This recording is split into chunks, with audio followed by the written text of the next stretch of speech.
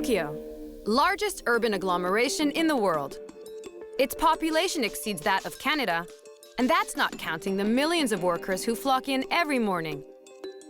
Everything here is based on public transit. Everybody has to go through Shinjuku to go to work, or to pass through Tokyo to go to northern regions or to the south, to Osaka, for example. Space in Tokyo is scarce and precious, and every idea to make more with less is welcome with open arms. 1.5 meters by 1.5 meters, much larger than a coffin. Mais c'est parfait pour moi. Capital of a country that was closed to the world for more than 300 years, it evolved away from Western influences. Early on, it created its own unique culture, which still defines it today. Back around the time George Washington was getting elected president, Japan had a completely thriving publishing industry, a performing arts industry, a book industry. Tokyo is bustling, day and night. And more than New York, this is truly the city that never sleeps.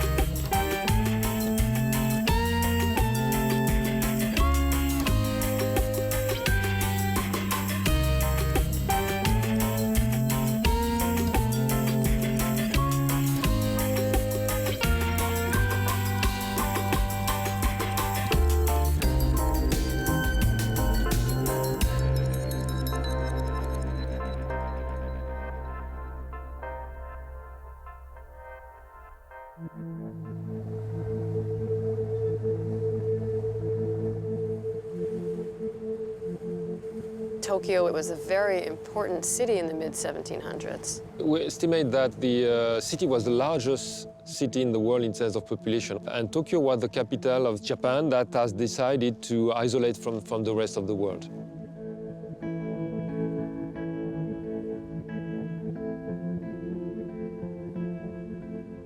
What's very unique is that Japan decided to close itself off from the rest of the world. Yes, the ports were banned. The foreign merchants were banned in Japan, except Dutch people that were authorized in the west of Japan. And it was very, very controlled.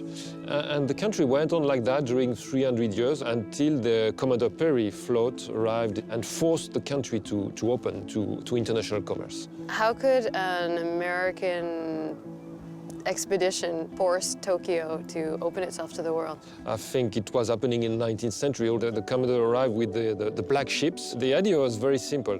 Either Japan should open to the world, or they would be facing the risk of a war with the rest of the world. And to support the assumption, Commodore Perry bombed one of the small towns in Japan. And of course, Japanese military forces were totally unable to oppose anything to these modern weapons. And following year, when Commodore Perry returned to get the answer from the shogun, whether they would agree or not to open the country, of course, the country accepted to foreign commerce. And you can't help it if Japan is not populated by immigrants. 98% of the population of Japan is Japanese. Definitely, it's not a country where immigration has been massive or important or encouraged. Having no external push for change made that, and that's probably unique in this sense in Japan, that all changes were made internally by a society that recreated a diversity inside Japan. So Japan was isolated, but between north and south of Japan, the languages, the culture, the food references are different. That's very interesting to see that maybe humans need some diversities after all. And that's the case also in Tokyo, where you will find people coming from those different regions in Japan and living in the city.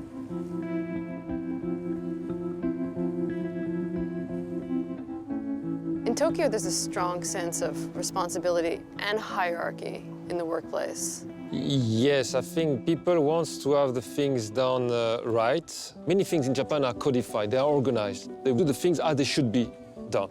And that's true in the work life particularly. But of course, the human relationship after that are also very important. And the relationship between superiors and people in teams are very personal relationship. And here it gets all mixed up because after work, All the colleagues, sometimes the boss, they go out together and they spend a lot of after hours fraternizing. Well, after hard work, you need to spend some time together to know each other and work better in having a stronger relationship inside the company. Personal relationship is important. Is work more important than family? Well, I think they emphasize a lot of importance on everything. What is true is that, of course, the work is taking a huge part of the time for both genders. It doesn't facilitate, of course, the family life. Do you think that this explains the sagging birth rate here in Japan? Well, if we look at numbers, it's quite impressive. There are approximately 130 million Japanese living in Japan today, and it is expected that by the middle of the century, 2050, number will go to 80 million, and potentially 50 million at the end of the century.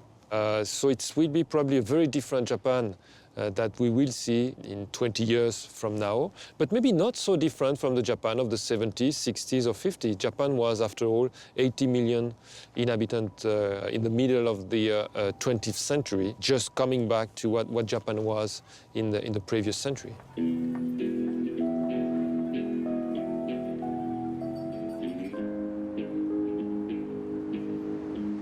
Tokyo has always been a big city. It's always been a megalopolis. Yeah. It's always been big.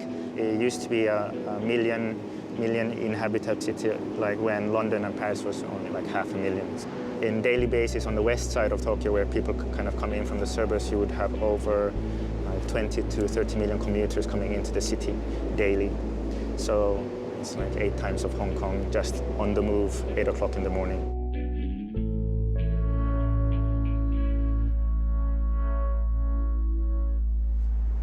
The entire city is based on public transport. You have around 30 train operators and 120 lines, different lines.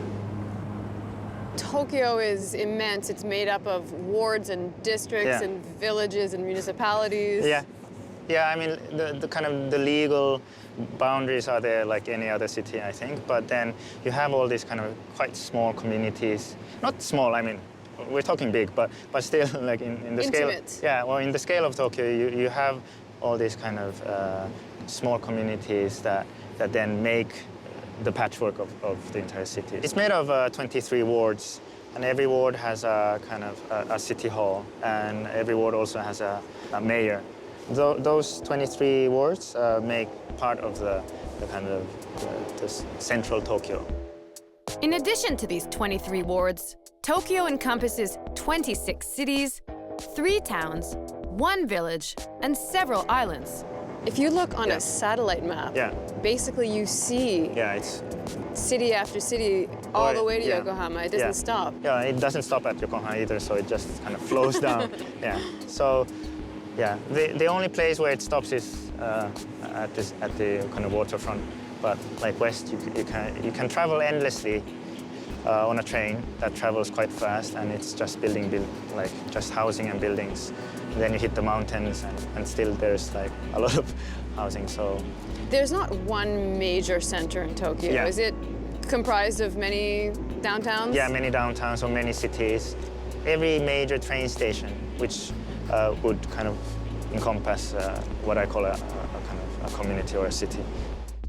Rebuilt after a destructive earthquake in 1923, and again after the bombings of World War II, Tokyo doesn't have the vertical aspect generally found in large cities. But you also understand that it's actually quite low-rise. It's not the image of New York, for example, or Chicago, or these kind of American cities, or even Shanghai, where there's lots of high-rise. Is that because of the seismic condition of the city? Historically, probably one reason.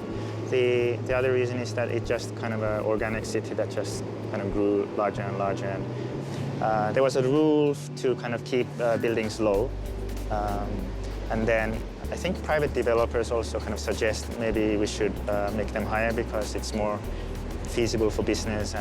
And so they kind of propose, let's build a higher Tokyo. And actually the Roppongi Hills that we stand on now was one of the kind of starting points where Tokyo started to move inwards, being more compact. Now you can see high-rise buildings kind of just like mushrooms coming up. Tokyo, being so densely populated, has the lowest average living space per person. Yeah, it's quite tight, yeah. The quality of life, I wouldn't say goes down too much because it's small, right? People feel like I'd rather go to a neighborhood store which is conveniently next to me rather than going to a shopping mall or having to, take the bus or even drive to a supermarket. It's the biggest city on earth, but it's still at a human scale. Yeah, it's very human scale, and you can, if you like a neighborhood, you can also just be in that neighborhood and not go to all these kind of major hubs, city-based, I would say. Yeah. Has the preservation of historic buildings been a challenge? I think preservation is quite a different concept maybe in Asia, also in Japan. I heard the lifespan of an average building is 26 years. Yeah, I've been away now for about half a year, right? I come back, feels like what Europe does in maybe 5 years happens in 6 months. So there's a lot of new things, but also a lot of things disappear. Now we're reaching the part where you see down to Yokohama. Yeah. And you see this massive highway. This highway going all the way through Shibuya and then down to Yokohama.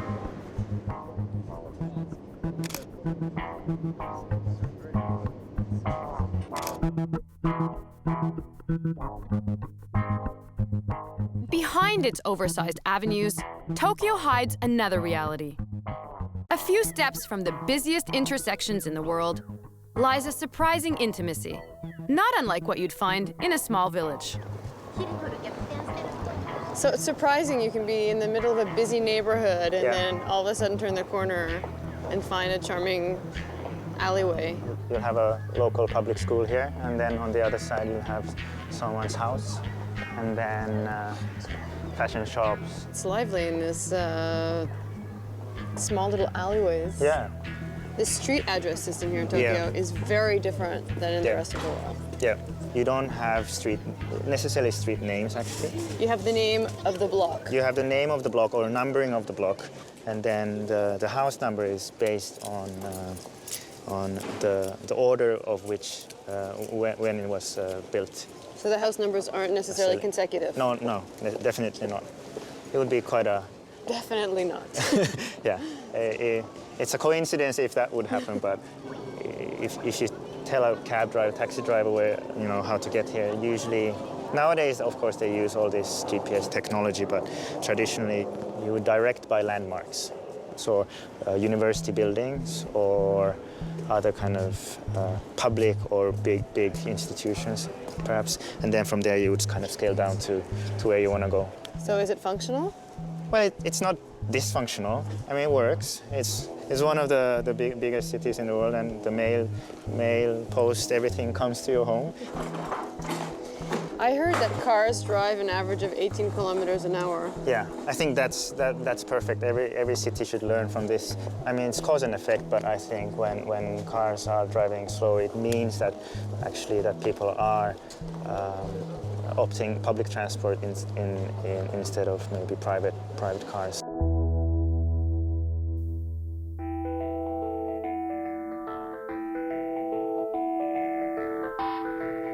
Moving millions of people in all directions every day is nothing short of an art in Tokyo. But everything works perfectly, above ground and underground.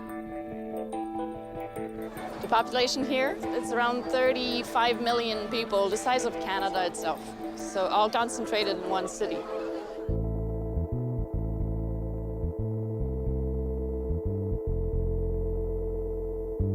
I'm a person of crowds, and I like particularly this crowd because everybody is respecting each other. You can be as many as we are now, and nobody's touching each other, and if you accidentally do, then you say sorry and everything. So it's very respectful.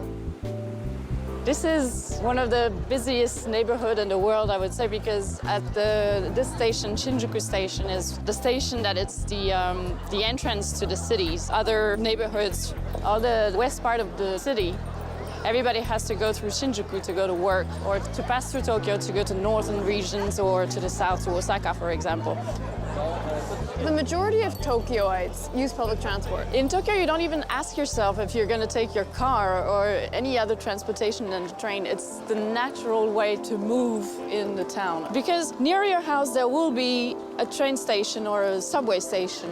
It's just so efficient, so... It is efficient, and there will be no traffic, and you will get on time within very maximum an hour to your workplace, and you know that you'll be there on time, and it will be easier than take any other kind of transportation.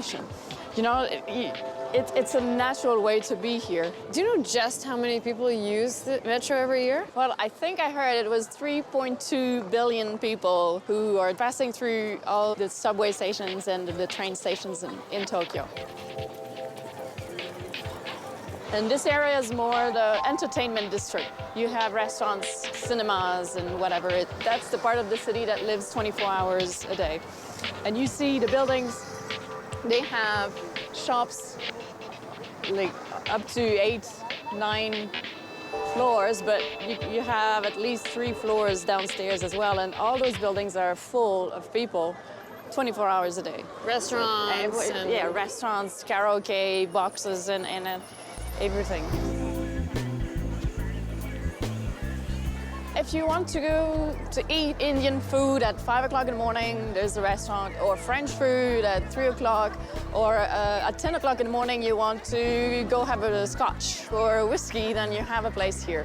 Even you can go your grocery shopping at 5 o'clock in the morning if you want. So it's a convenience that is here. It's a rotation of people the whole day.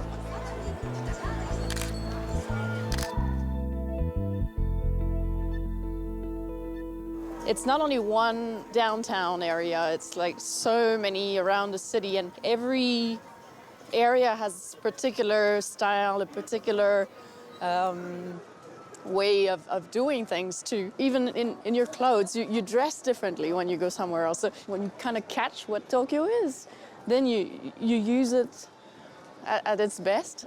And when you want to get to this style, then you go to Ginza. If you want to get, I don't know, more with foreigners, you go to Roppongi. If you want to go where all the young people are, you go to Shibuya. When you master it, it's really fun to live here. This building here in the middle of the entertainment district of Shinjuku, the Shinjuku City Hall. Yeah. This building is right here in the middle of all this. And what is particular here is there is a small entrance just right there, and you can get married at the time of the day that you wish. You just go downstairs with your papers written, and you give it to the security guard, and he puts the stamp and says, "Congratulations, you're married." And Tokyo hides intriguing secrets like this around every corner. This is one of the hidden places in Tokyo. One of my good friends who was born in Tokyo didn't know about this Golden Guy place. And when I took him here, he was so surprised that it was a foreigner who introduced him to this place. Golden Guy used to be a neighborhood of prostitution. Now it's turned into a small bar neighborhood. But the structure itself, it's all small little buildings all together. For example, here, so you had a little bar where people would drink, and on the second floor there were tatami rooms where the prostitutes would be. The first purpose was to just have the client to have a drink before they would go upstairs. So all those places can have maybe 4 or 5 people, maximum 10 people for the big ones. But they're so small. That's the charm of those little bars. And I think now there are 250 small bars just in this neighborhood.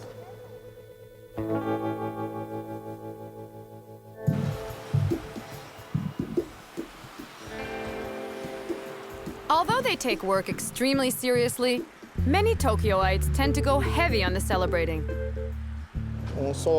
We go out mostly with colleagues and with our bosses. Outside the office, we can be more relaxed and friendly with superiors. And in general, we go out only with men. But women do the same on their side. They go out with their female co-workers.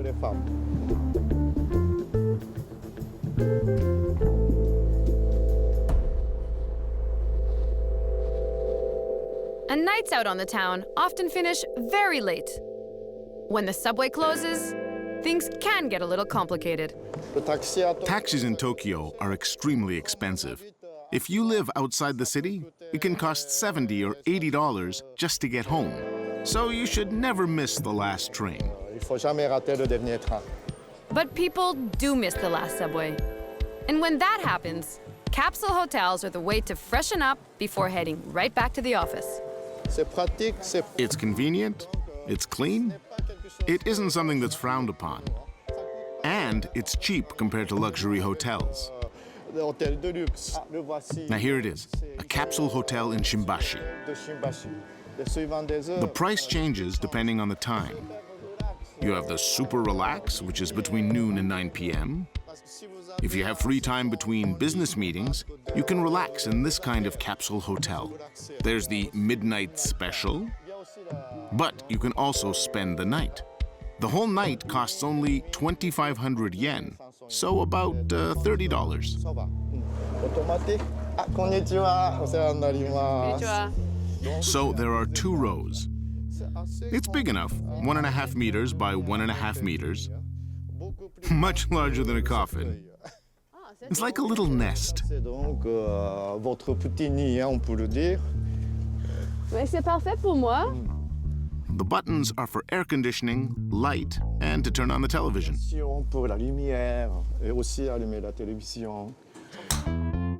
Tokyoites don't pile up only in hotels. Maximizing the use of small spaces is just a part of everyday life here. Whether you're playing golf or planning a karaoke career. Karaoke is kara, which means empty, and oke, which means orchestra. So karaoke actually means empty orchestra. Everyone expresses themselves through karaoke, and many people train quite a bit in solo cubicles. Let's go to cubicle number 6. There are many cubicles here. This is karaoke for one person. First, choose the songs. Everything is clean, already disinfected. You just take the microphone. It works. 1, 2, 3, 4.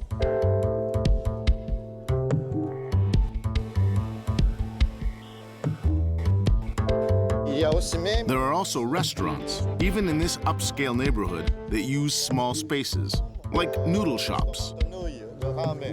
This is a ramen restaurant. We just need to buy tickets here. You can add extra toppings, but the main dish here is ramen. When the light is on, it means the seats are available. These seats are reserved for families, and these are reserved for women.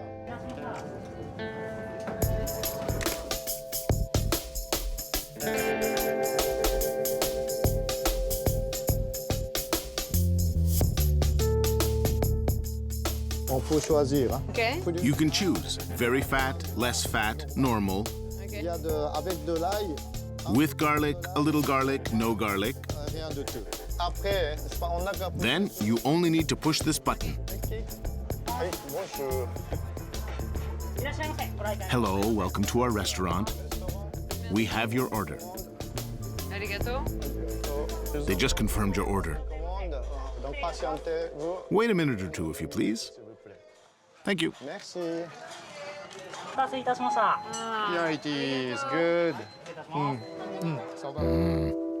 It's good.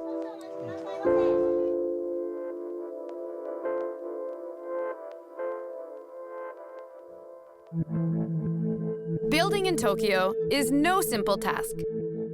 Coping with the lack of space is one thing, but building on one of the most active seismic zones in the world poses serious challenges.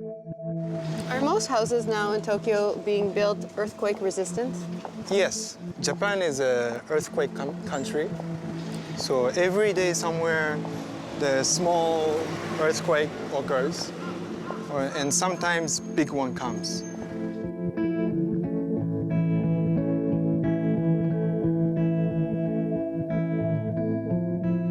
We have had for the earthquake-resistant buildings, but normal earthquake-resistant building is not enough for the big earthquake. Nowadays, the different technology is coming up.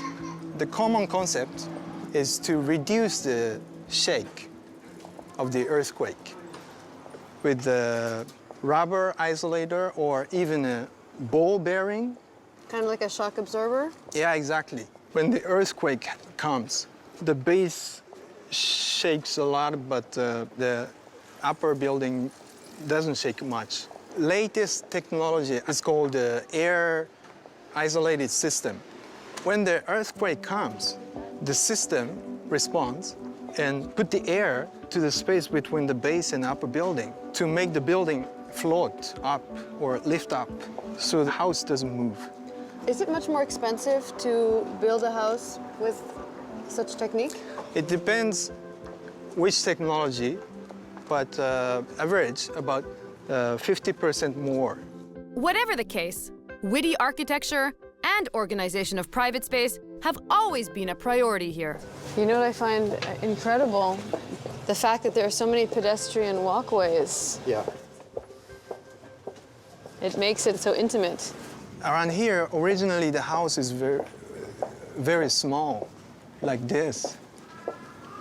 You can see how people live here, like that. You see the clothing up there. You hear the noise of the living. It's so quiet, it's hard to believe we're in a big city like Tokyo. People try to not make noise because you hear neighbors, so it means neighbor can hear you. So people try to be quiet. And respectful. Yeah. Is this the front of the house or the back of the house? This is the front of the house. Look at these plants. So the land is very small. So this house doesn't have a garden or, green amenity.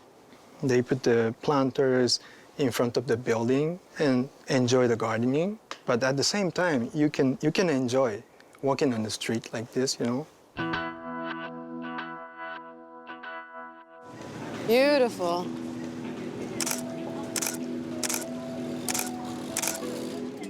The complexities of the city aren't about to slow anyone down. Everyone wants to live in Tokyo, even if that means adapting to homes that would be considered too small in most parts of the world.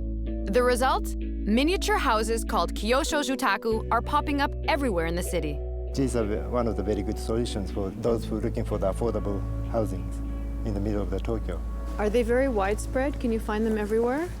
Almost everywhere, like the big property usually divided into some parts to sell the cheaper price.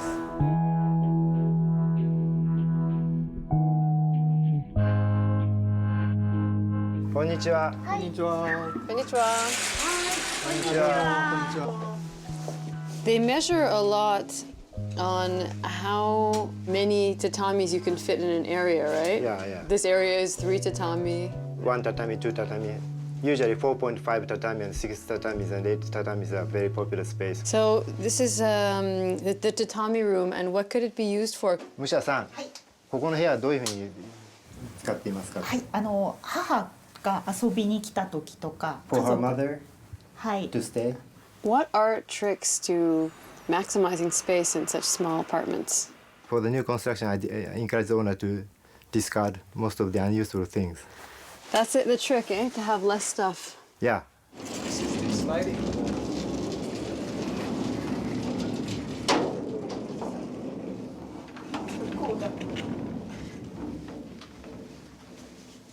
No, Hello? we just made a room. あ、ごめんなさい、酒しかなかった。Or her sake cave. 酒。 This is not mine. どうもありがとうございます。 How big is your house? 50平方メートル。 In total, 50 square meters. On all 3 floors? Yeah, total size. 他のところはPlease, please. So this is the 2nd floor, and it's your kitchen dining room. Got it. They're sitting on the floor. 鍋パーティー。 They sit on the floor during the party? Yeah. When it's Too many people. So there's a fridge and the freezer. Can I take a look? はい。いや。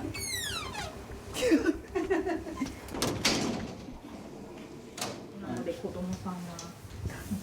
So, and you have your washer dryer machine? あ、ドライマシンの。No, you have a washing machine and you dry outside. Is privacy an issue when you're stuck against your neighbor? Yeah. There is a trick about installing the window, location of the window. Also, they're installing this kind of louver screen to prevent from the eyesight from their neighbors. The point is to make the space not open for outside, but make the space open inside to make the space looks bigger. Like this with the glass, you don't split the space with the wall. Then you can see the space bigger and the high ceiling too. There's a loft on the 4th floor? So you can sleep more people up here. Yeah. I think I'd like to take a picture up here. Nice view.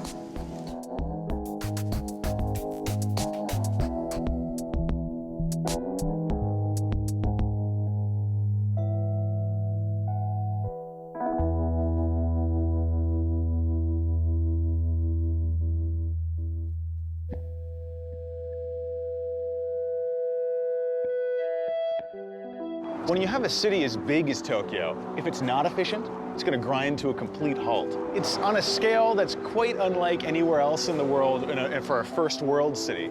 And I think it's really telling that the people here are able to live in relative peace and harmony with one another, given how closely packed that they are.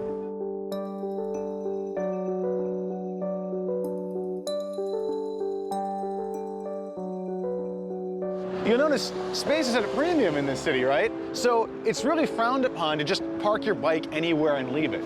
So has he been there for a while? Did he get 3 tickets? Apparently, this guy has been there for a while. So where are you supposed to park your bike in Tokyo? This is EcoCycle, and this is a automatic bike parking lot. And what happens is you stick your bike into one of these machines and it whisks it away to a subterranean bike parking facility. Each bike is equipped with a little microchip sensor. And when you want your bike back, you use this card to get it back. But first you have to stick it in, so why don't you give it a try? All right. Stick it so the wheel goes in through that door. Now step away from the bike. Okay. And hit that green button.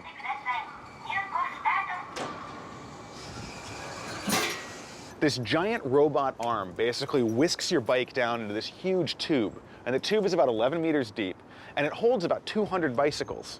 So there's 5 of these machines here. Normally, you would never be able to park 1,000 bikes in this space. Maybe you'd get 100 in if you were lucky, and it would be incredibly cluttered, and if there's wind, they fall over, and rain gets on them. How much does it cost to park your bike? Well, the way it works here is that you have to pay a monthly fee. This is like a monthly rental fee. I would say about $22 US. And how about if we want to get it back? Let's start with mine. All you got to do is swipe your card here, and let's time that. Here we go.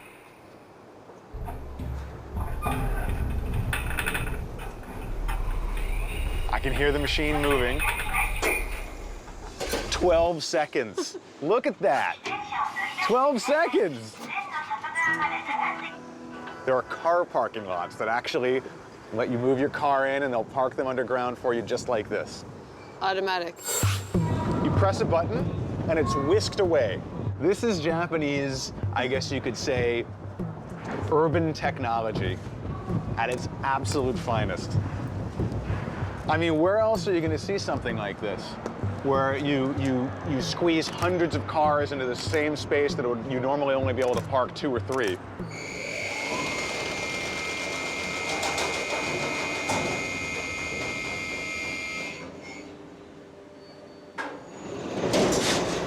That's very special effects. That's technology for you.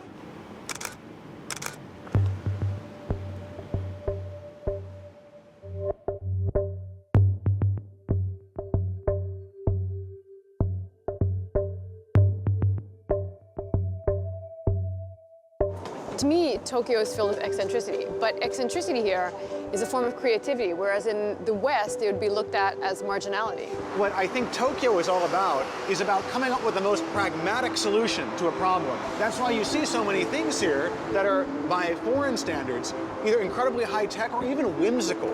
You know, like a heated toilet seat, right? You know, everybody agrees that's a good thing to have in the middle of the winter, but I mean, we certainly don't have them in America. I'm not sure how it is in Canada. That's a very sort of like Japanese way of the problem. Yeah, exactly.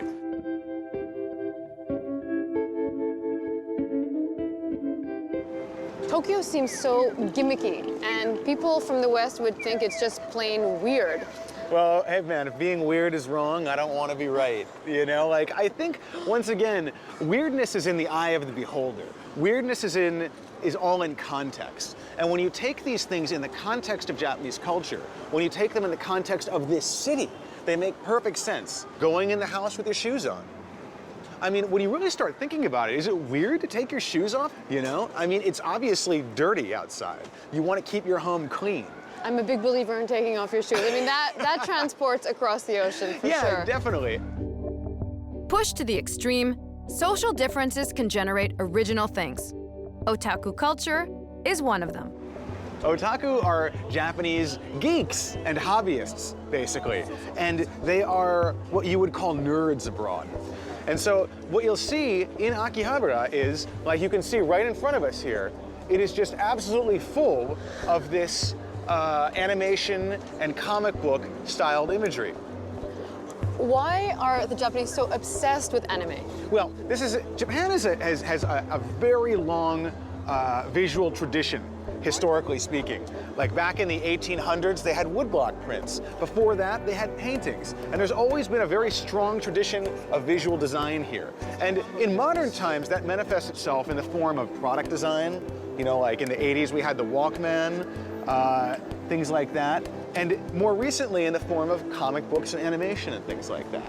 So, but Japan has had like a thriving pop culture since the 1600s. You know, back around the time a guy named George Washington was getting elected president, Japan had a completely thriving publishing industry, a performing arts industry, a book industry, periodicals, publications, all sorts of things like that. And so when you talk about manga and you talk about anime now as being modern things, they are, but they have these roots in traditional Japanese culture. In the West, comic books have traditionally been seen as sort of kids' stuff. But in Japan, that hasn't really been the case. And they have honed manga into this visual art form that many people, including myself, believe is among the best in the world. Cartoon characters are so predominant here. There are certain characters that the government use for tax purposes, for example. Isn't there a blue robot? Oh, I mean, there is literally a mascot and a character for everything in Japan. And it's really interesting because in the West, using cute mascots might be seen as kind of condescending, but here in Japan, it's part of the fabric of everyday life. There is a fetishness of all things cute here. Yes, and that kind of cuteness is what drives this. It's kind of a combination of cuteness and this animistic tradition that Japan has, this belief that the world, that spirits can inhabit even inanimate objects. And so it kind of gives rise to a sense where if you have a product, you can put a face on it and it can advertise itself. So characters in Japan, mascot characters, are kind of mediators. Mediators in the everyday existence. They try to help you through complicated things like instruction manuals, or help you make a decision as to which product to buy. That's the role that cute mascot characters play in Japanese society. Here's a perfect example here of Japanese vending machines that vend things other than the soft drinks and teas that you might be used to. What are these, like little dolls on top of the noodle cans? This is canned ramen right here. Okay. And this is canned oden, which is a kind of Japanese stew. So you have these other forms of food that are vended out of vending machines they normally wouldn't see in the West, wet things, so to speak. These are just standard vending machines here, but really there's vending machines for all sorts of things in Japan. Like in certain places you'll see vending machines for underwear, for like if you've been out all night, you need to get clean underwear, undershirts and things like that. And ties. Ties, exactly. There's vending machines for alcohol, even full bottles of whiskey. And lettuce machines? Yes, there's actually vegetable vending machines. There's vegetable vending machines, there's magazine vending machines, even book vending machines. How did vending machines become so omnipresent? Well, once again, I think we're touching on the whole efficiency thing. It's an efficient way of vending stuff that is really cheap and really simple, and you don't really need a lot of interaction to sell somebody a soft drink. This isn't like this isn't brain surgery, you know? And so using a vending machine is the logical way of getting the most product to the people who need it the most quickly. You can even find intelligent vending machines that analyze their clients using cameras. Blend that in with the time of day and current weather, and you can have a tailor-made offer from a machine. That's efficiency for you. Just like the standing sushi counters designed for a quick but nutritional meal. Chutoro. Chutoro. Oh, how is it? How is it? It's good stuff, huh? See, and that's the thing. You know, just because this is fast food doesn't mean they necessarily have to lower the quality level, right? It's fast, fresh food. Exactly. And you know, these guys are still fully trained sushi chefs. The food comes from, the fish come from the same place, but it's offered in this much faster way. And normally a sushi bar, a sushi restaurant is a kind of sit-down, slow food experience. But this has been kind of sped up for people who are on the go. And if there's one thing you don't want to miss in Tokyo, it's definitely fish. The Japanese are the largest consumers of fish in the world. They eat fish almost every meal. Peut-être pas tous les repas, mais presque.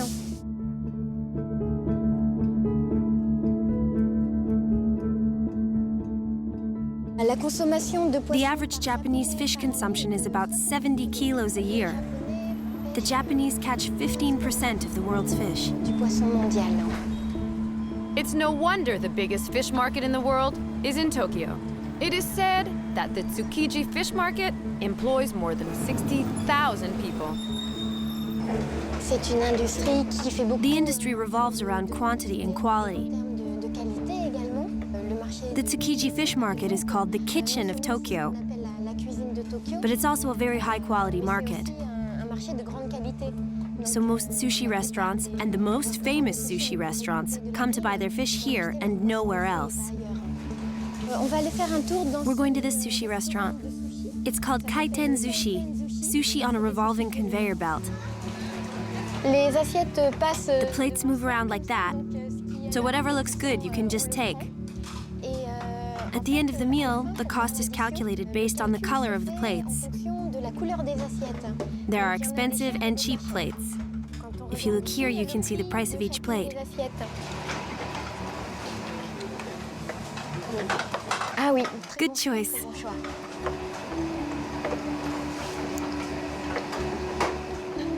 Kampai. Kampai. 5 plates. There's an electronic chip inside the plate that is detected by the device. But there is more to Tokyo than rotating sushi. We make our way to Ginza, where we find the greatest sushi chefs in the world. This is shark skin. Never use real wasabi in foreign country Japanese restaurant. Foreign restaurant of Japanese never use real wasabi. Imitation. Just so you know, there are more Michelin stars in Tokyo than in all European capitals combined. This is because it's a very large city and there are so many restaurants. They're everywhere. In some neighborhoods, restaurants are on the 3rd, 4th, or 5th floor. They can even be in basements, and the quality is always there. Freshness is very important.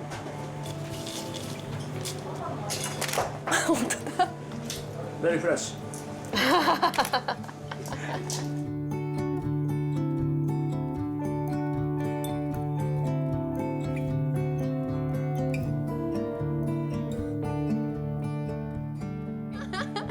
Go!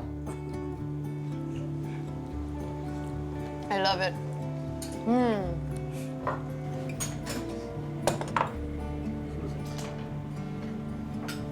Just like this, top and grip.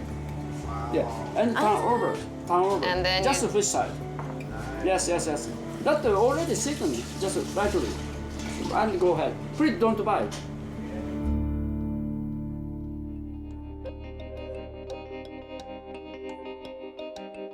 Massive and impressive on the surface, Tokyo can be scary at first glance.